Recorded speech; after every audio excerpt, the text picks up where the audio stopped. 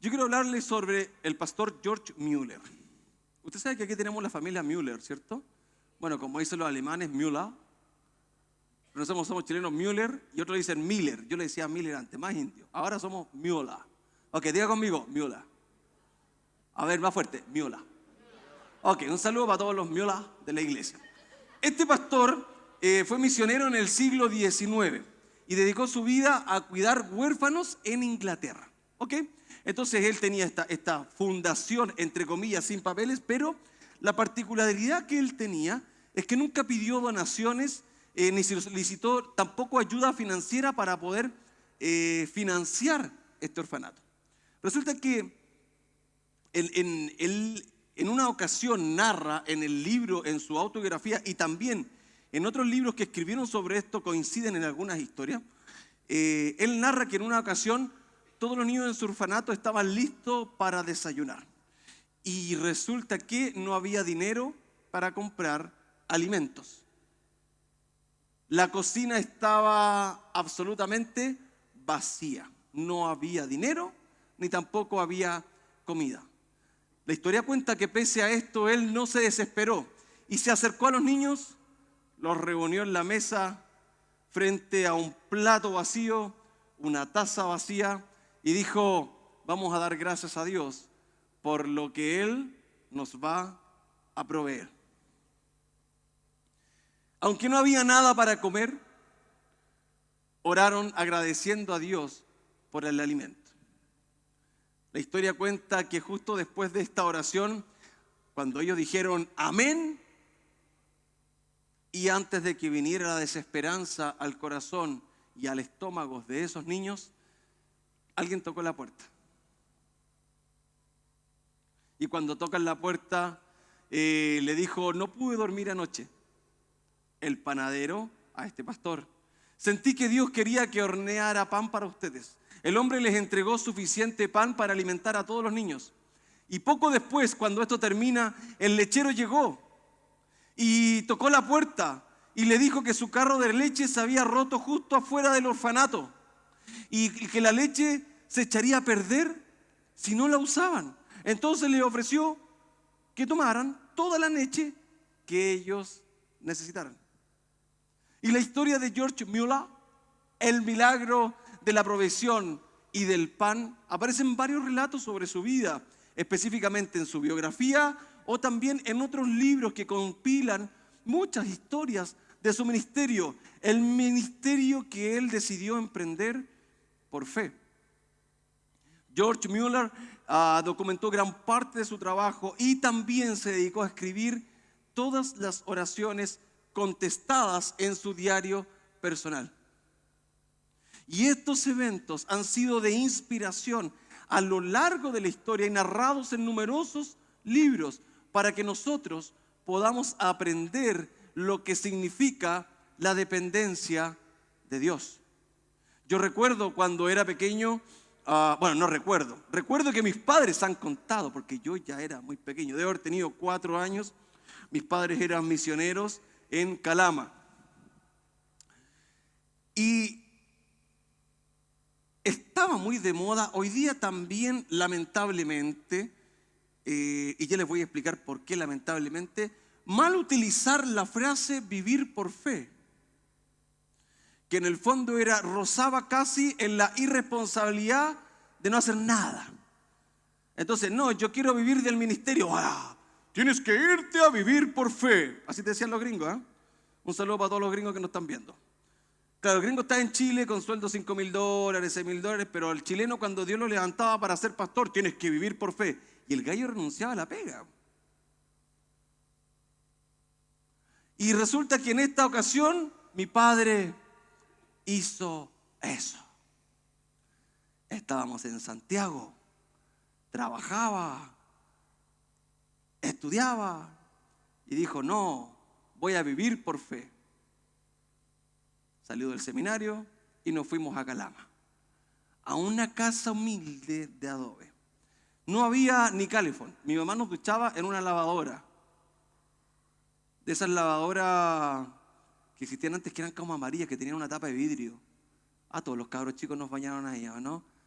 Bueno, los que éramos de esa condición.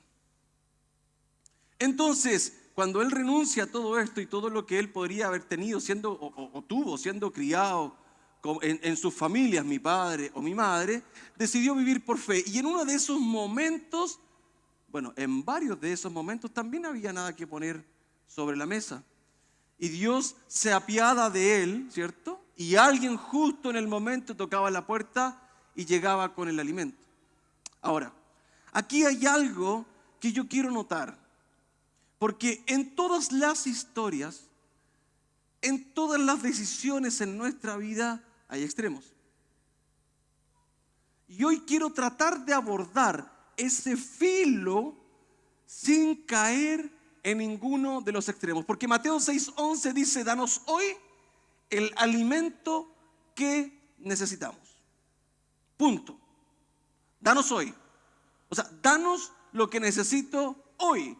Lo que nos recuerda que cada día yo debo acudir a Dios con humildad y con total dependencia. Eso está bien, es una realidad, ¿sí? Y yo no quiero que después de aquí salgan algunos y le digan a la señora, vieja, voy a dejar el trabajo porque voy a vivir por fe. Y me voy a dedicar a jugar Play, FIFA 2000, ¿cuál estamos jugando, Estefano? 24. Le gano siempre a Estefano por si acaso, ¿ah? 2024. No, mentira, me gana siempre. Tiene tiempo. No, mentira. Que la esposa le da más permiso a él para jugar. Entonces, ahí vino. Siempre me gana. Bueno, chiquillos, alguna vez lo invitamos a un campeonato. ¿Alguien más juega a FIFA aquí?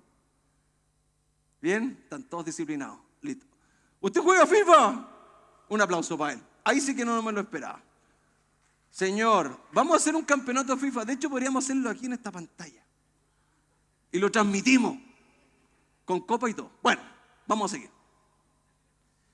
El extremo, en un lado, está el hecho de decir yo dejo todo y me pongo flojo, sin tomar los recaudos o los pasos correspondientes para poder proveer a mi familia. Porque al final del día, mi responsabilidad mayor, mi primer ministerio no es la iglesia, es mi familia.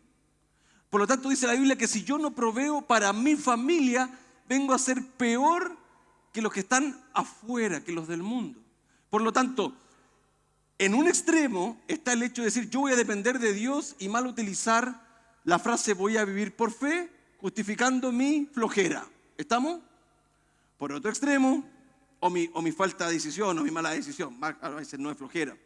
Por otro extremo está el hecho de vivir únicamente para ser un proveedor de nuestro hogar, para alcanzar mayores cosas. Entonces, lo primero que yo quiero decirte es que tenemos que entender que Dios es nuestro proveedor. Una vez un gerente me dijo, el que más tiene no es el que más gana, sino el que menos gasta. ¿Y cuánta verdad tiene eso? Porque yo puedo ser dueño de una empresa. Yo puedo tener tremenda casa, tremendo auto, viajes, casa en la playa, en el campo, en el Caribe, todo. ¿Sí o no? Pero se me enferma un niño y se acabó. Todo lo que yo tuve lo voy a perder por salvar a ese niño. ¿De quién depende que usted no gaste tanto? Usted no puede controlar si se enferma alguien de su familia. Entonces, el que más tiene no necesariamente va proporcional o directamente proporcional a lo que más gana, sino que tiene relación también con que no haya un saco roto en mis finanzas. Lo primero que tengo que entender es que Dios nos enseña a confiar como nuestro proveedor diario. Y este pasaje tiene un eco en el Antiguo Testamento. ¿Recuerdan cuando el pueblo de Israel iba caminando por el desierto y no tenían nada que comer? Y Dios le daba maná. ¿Sí? ¿Se acuerdan de eso? No es maná el rayando el sol. No es ese maná. Maná, que era un pancito. Para todos los mundanos aquí que pensaron en maná. ¿Cuál es la raíz de maná? Como quisiera poder. Ok. Maná era un pancito que todos los días aparecía en la mañana regado en el desierto. Entonces los israelitas tenían que salir en la mañana y recoger el pan para poder comer. Lo curioso de esto, y aquí es donde está la analogía, que ese pan solo duraba 24 horas. Después de eso se echaba a perder. Por lo tanto, ellos no podían guardar. Ellos tenían que recoger la cantidad exacta que necesitaban, ni más ni menos. ¿Entienden? Ahora, solamente el día viernes ellos salían a recoger el pan y ese era el único día de la semana en que el pan duraba 48 horas sin echarse a perder, para que el sábado, que era el día de reposo, ellos no tuvieran que trabajar o recoger este pan, lo cual era milagroso, para que vea, Gabo. Así nomás. O sea, Dios respeta nuestro fin de semana, ¿se dan cuenta, no? Entonces, ¿por qué Dios quería que el pan durara solo un día? Porque Él quiere enseñarnos la dependencia de Él. Cuando nosotros vemos Proverbios capítulo 3, versos 5 y 6, dice: confía en el Señor con todo tu corazón y no dependas de tu propio entendimiento. ¿Qué me está diciendo? Que yo tengo que aprender a confiar en Él. Pregunta: ¿Dios me promete aquí que me va a dar más de lo que necesito? No, me dice que Él nos va a dar lo que yo necesito. Ahora, ¿Dios quiere darnos más? Claro que sí. En el Antiguo Testamento, los grandes hombres de Dios eran ricos. O sea, ¿Dios quiere darte más de lo que necesitas? Sí. ¿De qué depende que Él te pueda dar más? De nuestro corazón. Porque si usted tiene un hijo irresponsable que le gusta la velocidad, ¿le va a comprar una moto a los 15 años? ¿Por qué? ¿Porque no lo ama? No. Porque sabe que si le da esa moto, ese chico no va a llegar a los 18. Se va a matar en el camino. ¿Sí o no? Lo mismo Dios con nosotros. Él sabe que a veces, no con todos, si nos da más, nosotros vamos a alejarnos de Él. Y a Él le interesa más tener nuestro corazón que darnos en abundancia. ¿Me sigues? A veces Él, para mantenernos cerca, como el apóstol Pablo, le dio un aguijón en la carne, que era una enfermedad. Para mantenerte cerca. Y cuando esto pasa, se me viene a la mente un concepto que introduce el Señor en la Biblia, que es el concepto de mamón. ¿Usted sabe lo que es mamón? ¿No? ¿Cuántos son mamones aquí? Ok, no me refiero a ese mamón del chilensis que usamos aquí. Esposas, ¿sus esposos son mamones? Sí. Esposos, ¿sus esposas son mamones? ¿Mamonas? Sí, son mamonas. Aquí son todos mamones en esta iglesia. Ok. Pero el concepto de mamón en la Biblia tiene relación con una deidad o un concepto etéreo respecto del Dios o el demonio del dinero. De hecho, en Mateo capítulo 6, verso 24 y también en Lucas 16, 13 nos ofrece una enseñanza un poquito más profunda de esto. Nadie puede servir a dos amos, pues odiará a uno y amará al otro, o será leal a uno y despreciará al otro. No se puede servir a Dios y al dinero. Y cuando Jesús ingresa este concepto en la Biblia, el utilizado en el original es el concepto de mamón. El término mamón proviene del arameo, que significa riquezas o posesiones materiales. Y en los tiempos de Jesús, las riquezas se veían también incluso como un signo de bendición. Si tú tenías mucho dinero, es porque eras muy bendecido y Dios te amaba y estabas haciendo las cosas bien. Si no tenías dinero, Dios no te amaba, te despreciaba y te estaba castigando, incluso frente a las discapacidades físicas. Si alguien era cojo, ciego, sordo, mudo o tenía alguna complicación, ellos se preguntaban, ¿quién pecó? ¿Él o sus padres? O sea, todo se atribuía al pecado. Y Jesús nos advierte que el amor y la devoción a las riquezas pueden convertirse en un ídolo que va a rivalizar con nuestra lealtad a Dios. Mamón simboliza el poder corrupto del dinero y la riqueza cuando se convierte en nuestra prioridad. Y aquí Jesús nos dice, tú no vas a conseguir nunca servir a Dios y a Mamón, que traducido para nosotros en nuestra versión, las riquezas. Y porque las riquezas demandan lealtad y esa lealtad puede alejarnos de Dios. Y es que el dinero en sí mismo no es el problema. ¿Hay algún problema con que usted tenga algo más? No. ¿Dios quiere que usted sea pobre? No. ¿Hay algún problema en mejorar la casa? No. ¿Hay algún problema en mejorar el auto? No. ¿Hay algún problema en enchular a la señora? No. Si tiene plata, hágalo. El problema es nuestra actitud que podemos tener hacia Él. Porque si ese dinero ocupa el lugar de Dios en nuestra vida, se convierte en un ídolo que nos esclaviza y que nos aleja de una vida de fe y de dependencia de Dios.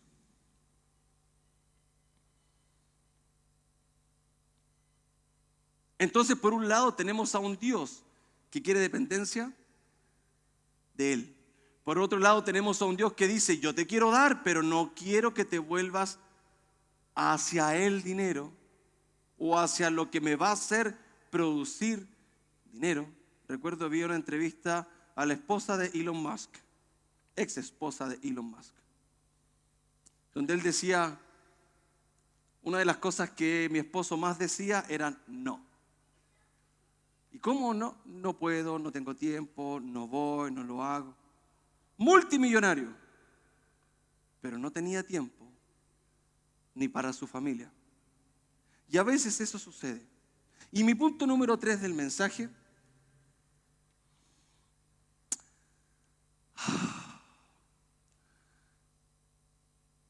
tiene relación con vivir un día a la vez.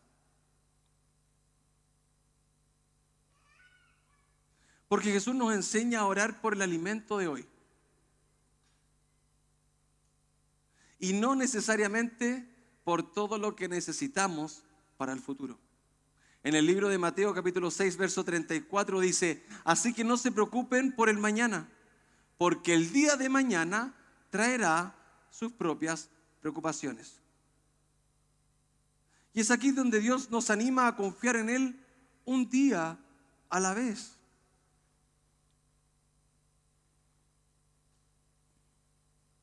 Porque a veces en nuestro afán de lo que sucederá mañana, y ojo, no estoy diciendo que no hay que planificar, porque yo siempre cuento de esto y hago catarsis aquí desde el escenario y cuento lo que me pasó cuando chico y todo.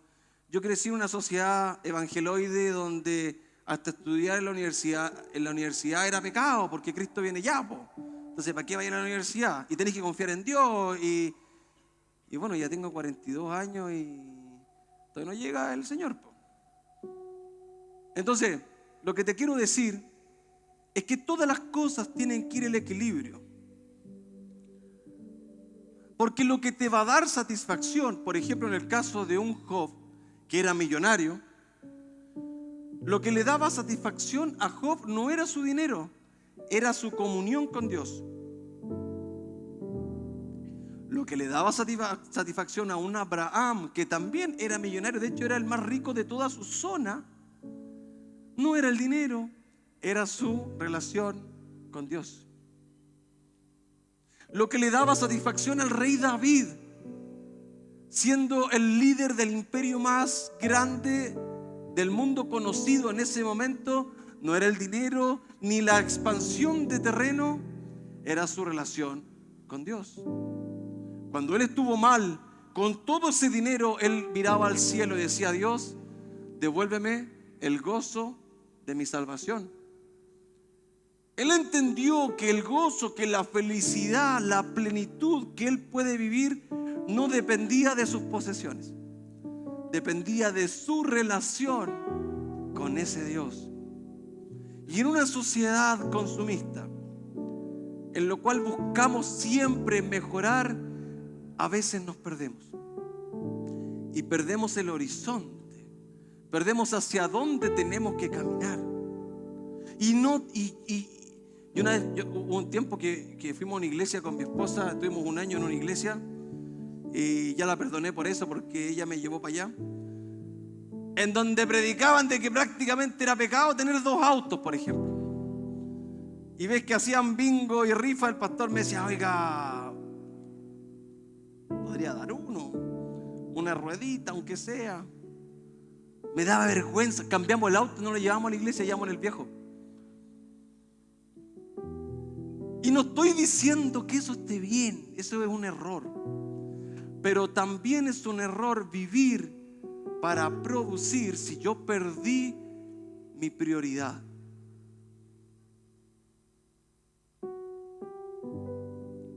Cuando yo consigo enfocar mi prioridad en Dios, es cuando Él me provee. Por eso que el libro de Filipenses, verso 4:19 dice: y este mismo Dios, quien me cuida, suplirá todo lo que necesiten conforme a las gloriosas riquezas que nos ha dado por medio de Cristo Jesús. Y déjeme el versículo ahí nomás, no me lo borre, déjemelo ahí por favor, señor BTR. Porque si bien antes el pasaje decía: yo te voy a dar lo que necesites, yo te voy a dar el vestido, yo te voy a dar el pan que necesitas hoy, aquí introduce una nueva dimensión a esto. Porque dice: Dios, quien me cuida, suplirá todo lo que necesiten conforme a las gloriosas riquezas que nos ha dado por medio de Cristo Jesús. Ok, déjenlo ahí por favor, no me lo saquen, porque vamos a parafrasear este pasaje. Al terminar el versículo, Él me está mostrando que Él ya me dio riquezas por medio de Jesús. ¿Sí o no? ¿Me sigue hasta ahí? Dice: conforme a las riquezas que nos ha dado por medio de Cristo Jesús. Yo ya tengo las riquezas, ya me las dio. Ahora, hay una diferencia aquí cuando Él dice que va a suplir todo lo que yo necesito. ¿Pero cómo? Si ya la tengo, ya me dio la riqueza. Lo que pasa es que todavía no te la libera. Y para ti y para mí hay riquezas que tú ya tienes, que Dios ya te dio, solo por el hecho de ser hijo del Rey, solo por el hecho de haberle recibido a Cristo por gracia. Ya te dio esa riqueza, pero aún no la libera. ¿De quién depende que la libere? ¿Es porque Dios no quiere darla? No. ¿De quién depende que Él te libere esa riqueza? De ti y de mí. Tú y yo tenemos que tener nuestro corazón preparados para poder recibirlo. Porque si tu corazón no está listo, y Dios sabe que cuando te libere esa cuenta, ese fondo, ese cheque por cobrar, ¿tú vas a servir a Mamón? Él dice: para todos los mamones no te libero nada. Y por otro lado, si para tener tu corazón necesitas ajustarte aún más la cuenta, créeme, la va a ajustar. Depende de ti si le vas a dar tu corazón por la buena o por la mala. Porque ese dinero, esa riqueza, ya está en el cielo en tu cuenta.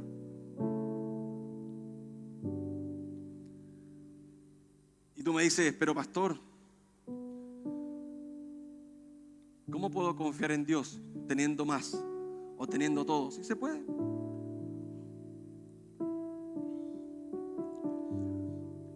Yo conozco gente que nunca tenía plata cuando ganaba 10, no tenía plata cuando ganaba 20, no tenía plata cuando ganaba 30 y no tiene plata cuando gana 50. A mí toca en persona, bueno, yo fui así cuando chico, cuando comencé mi vida laboral. Nunca me alcanzaba para llegar a final de mes y me conseguía plata con mi vieja, con alguien. Pero increíble que después con el año ganaba el doble y tampoco llegaba a final de mes. Y al tiempo ganaba más y tampoco llegaba a final de mes. ¡Qué horror! No, yo era muy mal administrador con el dinero. Y Dios nos enseñó a golpes a administrar, a depender de Él, a dar al que lo necesita, a no esperar tener más para dar, a no esperar tener más para depender de Él, a no esperar a que Dios nos llame con dolor para entregar nuestro corazón de forma completa a Él. Y yo quiero cerrar con esta historia.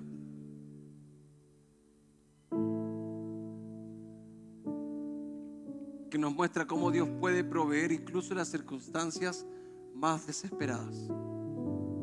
El libro El Refugio Secreto, escrito por Corrie ten Boom, elaborada en colaboración con otros autores, es un relato autobiográfico de esta mujer que describe su vida durante la Segunda Guerra Mundial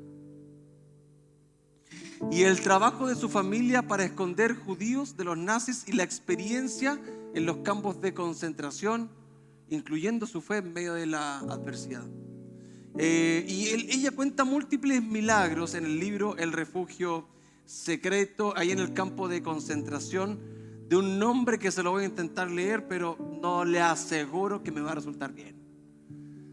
No es en inglés. Ravensbrück. Ok. Felipe de la Maza, ¿está por aquí? Hola, Gaby, usted que habla alemán, ¿me puede leer eso que dice ahí, por favor? Ahí. ¿Cómo? Más fuerte. Ya, pero hable como le habla Felipe en la casa. Más fuerte. Ese mismo. Ravensbrück. Ravensbrück. Ok. Eso es lo bueno de tener varios idiomas aquí en la iglesia. En cualquier momento me pongo a hablar en lengua para que todos entiendan. Resulta que esta mujer que vivió en la Segunda Guerra Mundial cuenta una historia bien particular que me llamó la atención. Ella dice que Betsy, era su amiga, estaba muy enferma y necesitaba desesperadamente vitaminas para esto. Entonces todo lo que tenía era un pequeño frasco con vitaminas líquidas que en condiciones normales solo debería haber durado unos pocos días. Resulta que ella decide confiar en Dios y cada día administraba estas gotas a Kerry. Cada día administraba las gotas. Pero algo sorprendente sucede en el momento en que el frasco no se acababa. Y día a día seguía proveyendo vitaminas, incluso no solo para su hermana, sino que para otras mujeres enfermas en este campo. Cuando esto sucede, hubo un momento en el cual el frasco se acabó. Y justo ese día llegaron más provisiones de vitaminas para ella. Yo recuerdo en una ocasión, y creo que una vez conté esta historia a unas personas aquí, nosotros teníamos un auto viejito. Es el auto más panero del mundo, un Daigo Espero. Yo me subía y decía, espero que no se eche a perder esta cochina. Espero llegar a mi destino. Espero que no se caliente. Siempre esperé. Ese auto pasaba en el médico. Enfermizo el cabro. Resulta que nosotros pudimos comprar un auto nuevo. Y cuando salíamos de casa nunca sabíamos si íbamos a llegar o no a nuestro destino. Una vez yendo a la iglesia, íbamos por Vitacura, avenida Vitacura, y se nos cae el motor. Yendo a la iglesia. Y de repente siento ¡pah! Y me bajo y digo, el motor está en el piso. ¿Cómo puede estar el motor en el piso? Uno puede entender que se echa a perder otra cosa, pero que se caiga el motor. Y pudimos comprar un auto nuevo. Y cuando compramos un auto nuevo, viste que uno lo compra y lo entregan como los días, 2 o 3 días, ya ni me acuerdo cuánto fue. El auto duró hasta el día anterior que me entregaran el nuevo. Porque yo estábamos en el apartamento y iba a dejar a la Lali, me subo al auto, yo la llevo a la casa, listo. Y prendo y de repente yo dije, no sé, esto era Volver al Futuro, el DeLorean, alguna cosa. Y miro para atrás y había una madera blanca así, pero que dejó en neblina toda la calle. Yo la apagué, listo, tranquilito, cumplió su cometido. Eso es todo, chiquitín, estamos bien. Y me fui a acostar así, porque al otro día llegaba el auto nuevo.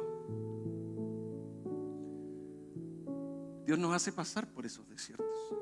Y aquí han vivido muchos. Yo creo que este año me ha tocado orar en 4, 5 autos nuevos. Hace un tiempo estaba en Caracas y de pronto me llama el Davo. ¿No está el Davo? Pues ese no es chileno, que va a estar curado, si es argentino, si no tiene ni que celebrar las fiestas patrias. No, creo que anda visitando a sus papás en Argentina. Y me hace un video llamado, yo qué raro, aló, sí, pastor, che, mirá, papa frita, me decía, mira dónde estoy, y me mostraba su auto nuevo. Y habían estado años orando por él. Hace unos días atrás me llama por teléfono Israel. Pastor, ¿tiene 5 minutos? Tarde en la noche. Sí, voy para allá con la Ginette. Ya. Y yo así con el corazón de pastor, más asustado que... No voy a decir que qué. Corte, me pongo a orar. Y dije, ¡ay, qué le embarré aquí! Se pegaron, se quemaron, se van a separar, no sé. Hicimos algo, no cacho. El Miller le dijo algo, no sé. Entonces, Señor, por favor, que todo salga bien cuando ellos lleguen y todo. Yo asustado, me persiné y todas las cosas.